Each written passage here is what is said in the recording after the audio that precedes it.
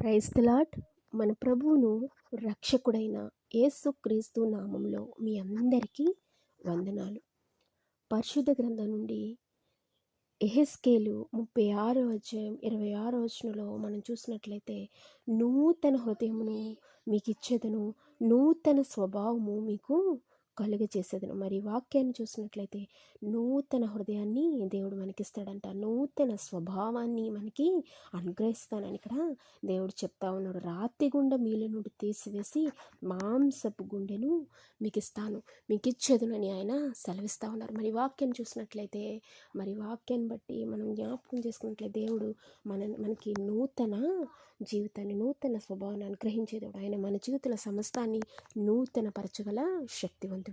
మరి దేవుడట పాడైన మనిషిని బాగు చేస్తాడంటండి. దేవుడు పాడైన వారిని బాగు చేస్తాడు.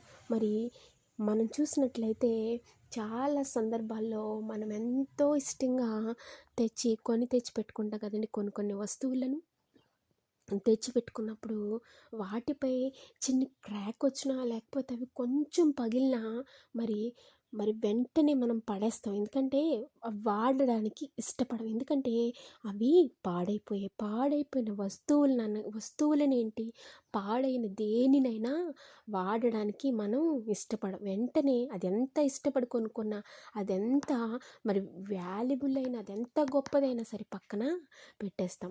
ఎందుకంటే పాడైపోయిన వస్తువులు కదండి. అదే రీతిగా ఈ లోకంలో కొన్ని పరిస్థితులను బట్టి విరిగిపోయి, నలిగిపోయి, చితికిపోయిన అనేక మంది ఉంటుండగా వారిని కూడా మనం ఇష్టపడం కదండి. వీళ్ళ పరిస్థితి బాగాలేదు, వీరితో మనం కొంచెం దూరంగా ఉండాలి, కొంచెం డిస్టెన్స్ మెయింటైన్ చేయాలనుకుంటాం కదండి. కానీ దేవుడు అట్టి రీతిగా ఉండడు. మన జీవితాల్లో దేవుడు మరి ఏదైనప్పటికీ, మన స్థితి ఏదైనప్పటికీ, మన పరిస్థితి ఏదైనప్పటికీ, మనం ఏ స్థితి గుండా వెళ్తున్నప్పటికీ మనల్ని ఆయన జ్ఞాపకం చేసుకునే దేవుడు. ఇక్కడ గెరాసేనుల దేశంలో ఉన్నటువంటి సేనాపతిన వ్యక్తిని ఆయన జ్ఞాపకం చేసుకున్నాడు కదండి. జ్ఞాపకం చేసుకున్నాడు కాబట్టే మరి ఆయన స్థితిని చూశాడు, ఆయన పరిస్థితిని చూశాడు. మనుషులందరి చేత వెలివేయబడిన పరిస్థితి, మరి ఎవ్వరు ఇష్టపడలేని పరిస్థితి, తనే హింసించుకునే పరిస్థితిలో ఉన్నాడు కదండి. తనని తనే బాధ పెట్టుకునే స్థితిలో ఆ మనుష్యుడు ఉన్నాడు. మరి దేవుడు ఎప్పుడైతే అతన్ని చూశాడో, అతని యొద్దకు వచ్చాడు, అతన్ని చూశాడు, మరి అతన్ని జ్ఞాపకం చేసుకుని, మరి అతన్ని చూశాడు, అతని స్థితిని వెంటనే జ్ఞాపకం చేసుకుని వెంటనే తన పరిస్థితి అంతటినీ మార్చివేశాడు. దేనితో అయితే బాధపడుతున్నాడు, ఆ బాధ అంతటిని, ఆ పాడైన స్థితి అంతటినీ ఆయన తీసివేశాడు. దాన్ని ఒక నూతనమైనటువంటి వ్యక్తిగా మార్చివేశాడు. మరి మన దేవుడు ఎవడండి? మన దేవుడు ఎవరండి? బాగు చేసే దేవుడు. మన దేవుడు మళ్ళీ ఒక స్థితిలో నిలవబెట్టేవాడు. ఆయనకు అసాధ్యమైనదంటూ మన జీవితంలో ఏది కూడా లేదు. ఆయన సర్వశక్తిమంతుడు, సర్వోన్నతుడు, సమస్తాన్ని సాధ్యపరచగల శక్తివంతుడు. ఆయన మరి గెరాసేనుల వ్యక్తిని బాగు చేయడమే కాదు, కానీ ఆయన అతన్ని వాడుకున్నాడు. అతను అడుగుతాడంట, ప్రభువా నేను నీ వెంట వస్తానన్నప్పుడు ఆయన అంటారంట, నా వెంట కాదు గాను నువ్వు ఈ వార్తని మరి ఈ దేశమంతటా ప్రకటించు అని చెప్తాడట.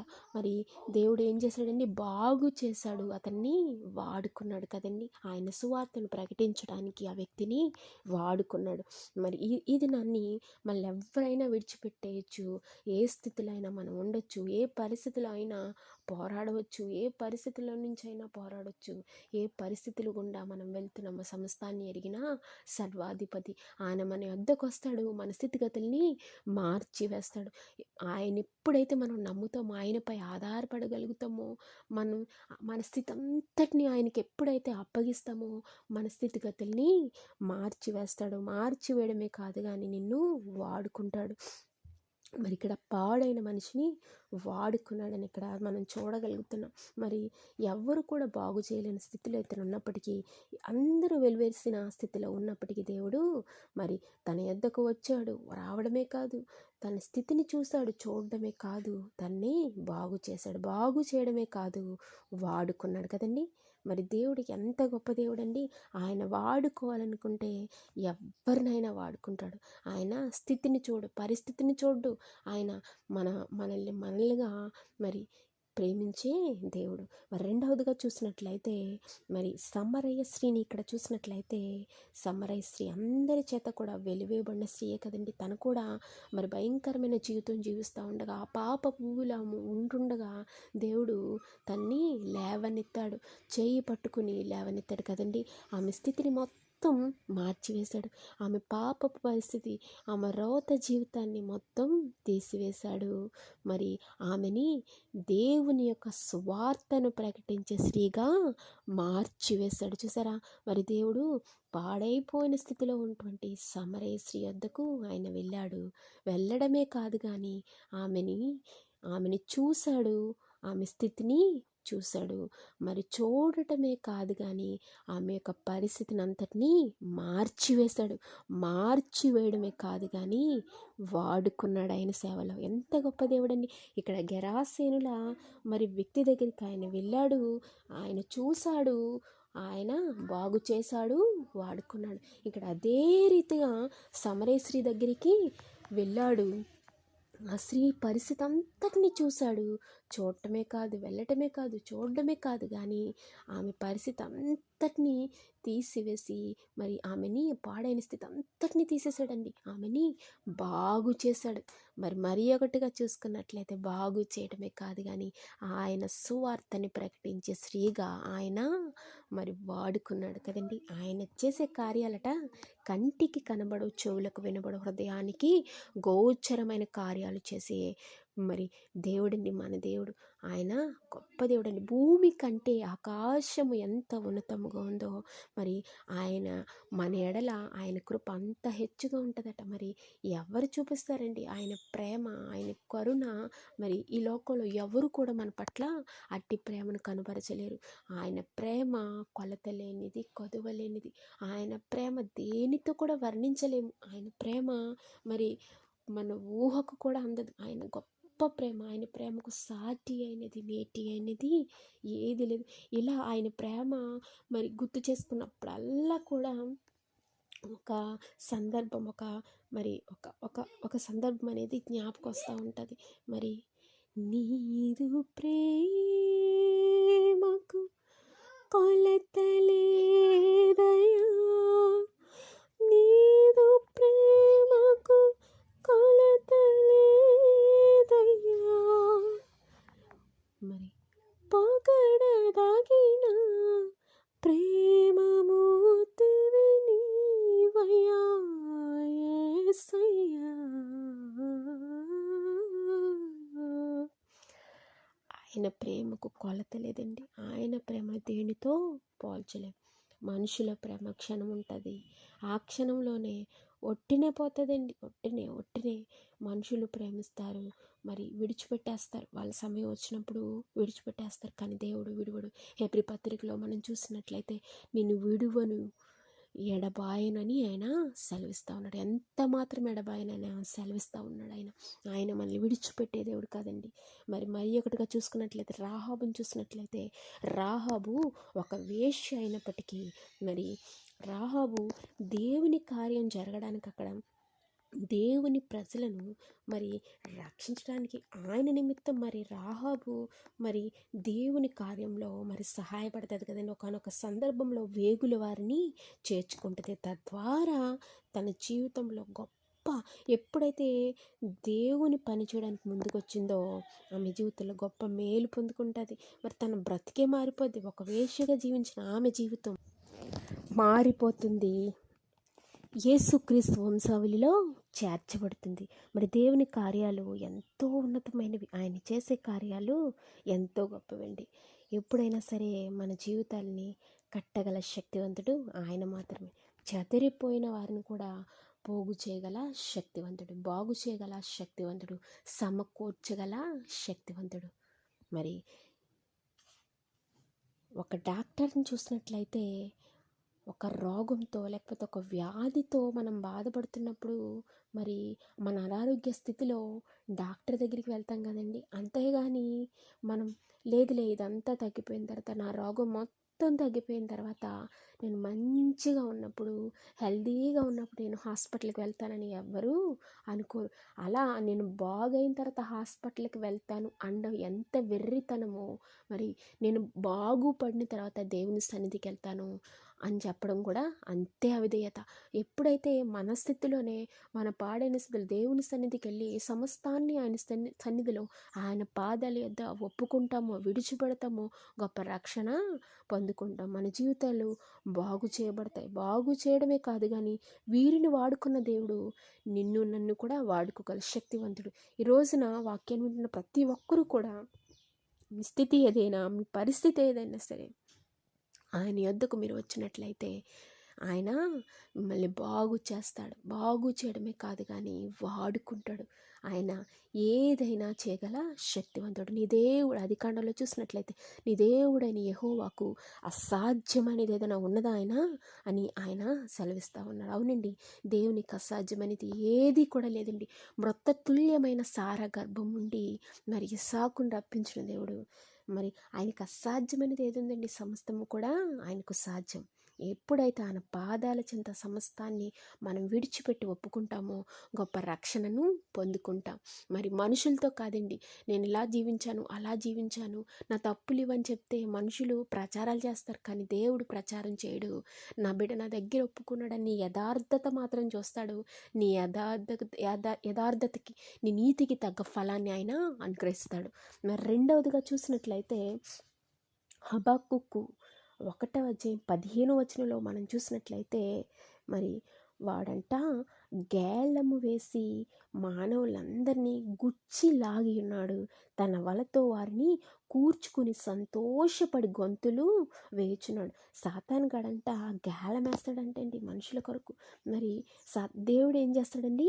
పాడైపోయిన మనిషిని బాగు చేసి వాడుకుంటాడు. ఇక్కడ సాతాను గడంట బాగున్న మనిషిని పాడు చేసి ఆడుకుంటాడంట. నిజం కదండి, బాగున్న వారిని పాడు చేసి ఆడుకుంటాడు. మరి ఇక్కడ చూసినట్లయితే గేలం వేసి, మరి చేపలు పట్టడానికి గేలాలు వేస్తాం కదండి, వల వేస్తాం, గేలాలు వేస్తాం. మరి గేలం వేసినప్పుడు ఫుడ్ పెడతాం కదా, ఏదో ఒకటి దానికి ఎర వేసి పెట్టినప్పుడు మరి పెద్ద పెద్ద చేపలు పడుతూ ఉంటాయి. ఫుడ్ కోసం చిన్నదైనా సరే దానికోసం ఆశపడి పెద్ద పెద్ద చేపలు సహితం వచ్చి వలలో ఆ గేలానికి చిక్కుకుంటాయి కదండి. అదే రీతిగా సాతానుగాడు కూడా ఎరేస్తాడంటే అండి, ఈ లోకపు ఆశలు చూపించో, ఈ లోకపు పరిస్థితులను చూపించో, లేకపోతే ఏవో చూపించి మనుషుల్ని మరి ఆయన పాడు చేయాలని మనుషుల్ని వాడు ఆడుకుంటాడట.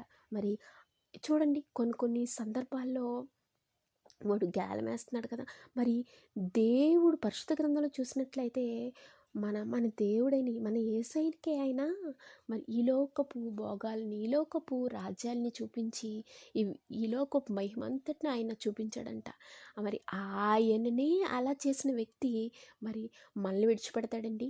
మన దేవుడు సర్వశక్తిమంతుడు, సర్వోన్నతుడు, సర్వాధికారి, సృష్టికర్త అయినటువంటి ఆయన్నే మరి శోధించినప్పుడు మనం ఎంతటి వారం? మరి ఇక్కడ చూసినట్లయితే సాతాను గడంట ఏర్పరచబడిన వారిని సహితం మోసపుచ్చగల కుయుక్తి గలవాడట. మరి చూడండి, సాతానంట గర్జించు సింహము వలె వస్తుందంట. మన దేవుడు ఎవడండి? మన దేవుడు యూదా గోత్రపు కొదమ సింహం. మరి చూడండి, రెండిటిని కూడా సింహాలతో పోల్చారు. అంటే మరి రెండిటిని కూడా సింహాలతో పోల్చారు. మరి వీడైతే మరి గర్జించు సింహం వలె మన మీదకి వస్తూ ఉంటాడు. ఎవరిని మృంగుదామా, ఎవరు దొరుకుతారా, ఎవరిని పాడు చేద్దామా, ఎవరిని నాశనం చేద్దామా, ఎవరి జీవితాలతో ఆడుకుందామా అని వాడు చూస్తూ ఉంటాడు. మరి పరిశుద్ధ గ్రంథంలో చూసినట్లయితే దావీదు ఎవరండి? దేవుని యొక్క హృదయానుసారుడు. ఆయనకి ఎంతో ఇష్టమైన వాడు దావీదు కదండి. ఆయన చేసే ఆరాధన అంటే యేసయ్యకి ఎంతో ఇష్టం కదండి. నా హృదయానుసారుడు దావీదు అని చెప్తే ఉంటాడు. రోజుకి 7 సార్లు ప్రార్థించే వ్యక్తి అయిన ఒక రాజుకి 7 సార్లు ప్రార్థించే అవకాశం ఉంటుందండి. ఒక్కసారి చేయాలని 2 సార్లు చేయాలని బోల్డ్ అని పనులు ఉంటాయి. ప్రజలు బోల్డ్ అంతమంది వస్తూ ఉంటారు కదండి న్యాయం తీర్చమని. అటువంటి అంత స్థితిలో ఉన్నప్పటికీ రోజుకి 7 సార్లు ప్రార్థించే వ్యక్తి అట ఆయన. మరి అంతటి వ్యక్తి కూడా మరి పాపానికి దొరికిపోయాడు కదండి. ఒకనొక సందర్భంలో మరి తను పాపానికి దొరికిపోయాడండి, లొంగిపోయాడండి. మరి తర్వాత పశ్చాత్తాపడ్డాడు కానీ ఆ పాపం వల్ల తన జీవితంలో చాలా శ్రమలు అనుభవించాడు. కానీ పాపానికి దొరికిపోయాడు. మరి అంతగా దేవునిలో ఉన్న వ్యక్తి ఒకేసారి జారిపోయాడు కదండి. మరి అంటే దీన్ని చూసినట్లయితే సాతానుగాడు ఏర్పరచబడిన వారిని సైతం మరి ఆయన వాడు పట్టుకోగల కుయుక్తి గల మరి వాడంత భయంకరుడు అనమాట. మరి అటువంటి స్థితిలో మరి పాపం చేసి దావీదు దొరికిపోయాడు. కానీ మరి దేవుని కృప మాత్రం ఆయన్ని రక్షించింది కదండి. మరి రెండవదిగా చూసినట్లయితే యోసేపును మనం జ్ఞాపకం చేసుకున్నట్లయితే యోసేపు ఎన్నో చిన్నవాడే, తన అన్నలందరికంటే చిన్నవాడే. మరి చాలా ప్రేమగా పెరిగిన వ్యక్తి, తండ్రి చేతిలో అల్లారు ముద్దుగా పెరిగిన వ్యక్తి ఎన్నో శ్రమలు గుండా వెళ్తాడు, ఎన్నో పరిస్థితులు గుండా వెళ్తాడు. వాటన్నిటికీ కూడా భయపడిపోయి మరి తను పారిపోలేదండి, తనేది చేయలేదు. కానీ మరి దేవునికి ప్రతి సందర్భంలో దేవుడు ఉన్నాడనే నమ్మకంతో దేవుడిపై ఆనుకుని ముందుకు వెళ్ళాడు. మరి చూసినట్లయితే మరి యోసేపు కూడా భయంకరమైన పాపం తనకి ఎదురొచ్చిందండి. అప్పుడు యోసేపు ఏం చేశాడో తెలుసండి, పాపం నుండి పారిపోయాడండి. తద్వారా ఏం జరిగిందండి, సాతాన్నే ఓడించేశాడు యోసేపు కదండి.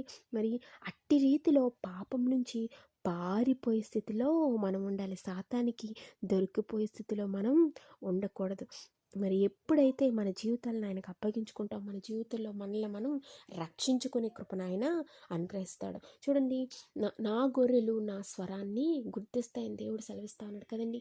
ఎప్పుడైతే వాక్యము ప్రార్థన ఎప్పుడైతే మన జీవితాల్లో ఉంటుందో, సమానంగా వాక్యాన్ని చదువుతూ ఎప్పుడైతే వాక్యాన్ని క్షుణ్ణంగా చదువుతామో, బైబిల్ గ్రంథం అంతటిని చదివాము కదా అని చదవడం కాదు, కానీ హృదయంతో మనస్ఫూర్తిగా దాన్ని మెల్లగా మరి మన హృదయాలకు అన్వయించుకుంటే ఎప్పుడైతే పరిశుద్ధ గ్రంథాన్ని మనం ధ్యానించగలుగుతామో, అనునిత్యం చదవటమే కాదు కానీ ధ్యానించాలి, దాన్ని ఆ వాక్యాన్ని ధ్యానించాలి.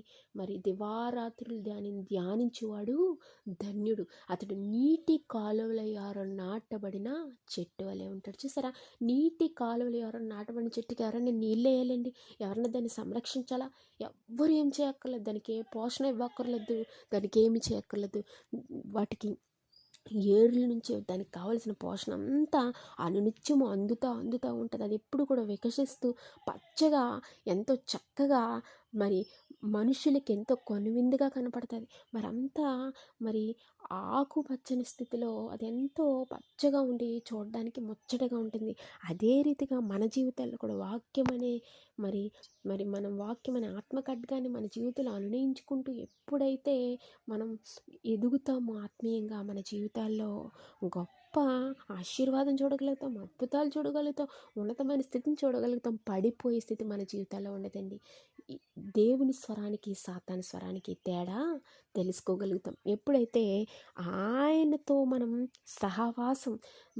సహవాసం అంటే రెండు ముక్కలు చదివి పక్కన పెట్టడం కాదు, కానీ సహవాసం అనమాట. దేవునితో అనునిత్యము సహవాసం. చూడండి, పరిశుద్ధ గ్రంథంలో ఎడతెగక ప్రార్థన చేయండి అన్నాడు. మరి ఎడతెగనటువంటి అనుభవం, ఆయనతో ఎడతెగనటువంటి సంబంధం అనమాట. అనునిత్యము మన జీవితాల్లో అట్టి ప్రార్థన, వాక్యం, ఆయనతో అట్టి సంబంధాన్ని కలిగి జీవిస్తున్నట్లయితే ఎక్కడా పడిపోయే పరిస్థితి మన జీవితాల్లో రాదండి. పాపానికి ఎప్పటికీ మనం దొరకము, ఎందుకంటే దేవుడు తప్పిస్తూ ఉంటాడు. ఎందుకంటే మనల్ని తప్పించేవాడు ఆయన మాత్రమే. చూడండి, మరి ఇంకొక మాట చూసినట్లయితే యవనస్తులంట తప్పక త్రొట్టిల్లుతారంట. అయినా సరే మరి తొట్టిల్లో వారు ఎలా బాగుపడతారు? మరి 119 దావీదు కీర్తనలో మనం చూసినట్లయితే, నీ వాక్యమును బట్టి దానిని జాగ్రత్తగా చూసుకుంటా. దేవుని వాక్యాన్ని ఎప్పుడైతే మన హృదయాల్లో కలిగి ఉంటామో, సమస్యని సరి చేసుకోగల శక్తి మన జీవితాల్లో మనకు ఉంటుందండి. ఆయన వాక్యం ప్రార్థనతో ముందుకెళ్ళినట్టయితే మనం జీవితాల్లో గొప్ప ఆశీర్వాదాన్ని పొందుకుంటాం. మరి మూడవదిగా బిలామును చూసినట్లయితే, బిలాము దేవుడిచ్చిన ఆశీర్వాదాన్ని విడిచిపెట్టి చక్కగా ఇశ్రాయేలుని ఆశీర్వదించే గొప్ప మరి తలాంతుని ఆయన ఇచ్చినప్పుడు, ఆ గొప్ప తలాంతుని పక్కన పెట్టి, ఈ లోక ఆశలకి, ఈ లోక పరిస్థితులకి, మరి అశాశ్వతమైన వాటి కొరకు ఆశపడి ఉన్నతమైనటువంటి పరిస్థితిని కోల్పోయాడు కదండి. మరి దేవుడిచ్చిన ఉన్నతమైన తలాంతిని విడిచిపెట్టేశాడు కదా, ఈ లోక భోగాలకు ఆశపడి, ఈ లోక వాటి వైపు చూసి, లోకాశలకు తన చోటు ఎప్పుడైతే ఇచ్చాడో, తన జీవితంలో ఉన్నతమైన ఆశీర్వాదాన్ని కోల్పోయాడు. మరి అట్టి స్థితిలో మనం ఎప్పటికీ కూడా ఉండకూడదండి.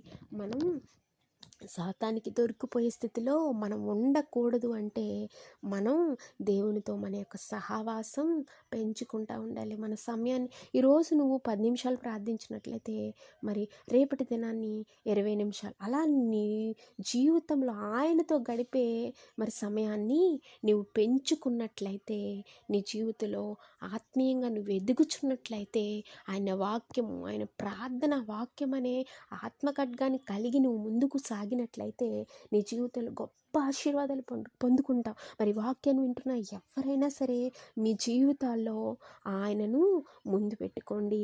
మీ సమస్తాన్ని ఆయనకు అప్పగించండి.